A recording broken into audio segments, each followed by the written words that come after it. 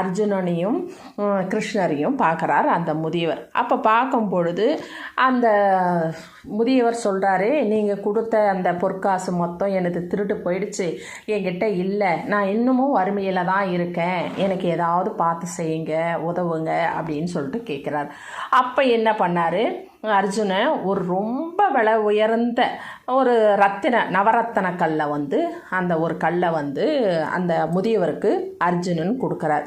இது ரொம்ப விலை உயர்ந்தது, மதிப்பே கிடையாது, இதை நீ பத்திரமா பார்த்துக்கோ, இதையே நீ தொலைச்சிடாத அப்படின்னு சொல்லி அவர் என்ன செஞ்சார், அந்த நவரத்தன கல்லை கொடுத்தார். கொடுத்த உடனே இந்த முதியவர் என்ன செய்தார், ஐயோ இவ்வளோ விலை ஜாஸ்தியா, இவ்வளோ பெரிய சொத்தா இது அப்படின்னு சொல்லி இதை நம்ம யாருக்கும் கொடுக்கக்கூடாது, யாருக்கிட்டும் காமிக்கக்கூடாது, நம்ம பத்திரமா மறைச்சி வச்சுக்கணும் அப்படின்னு சொல்லி என்ன செய்தார், மனைவிக்கிட்டையும் சொல்லலை,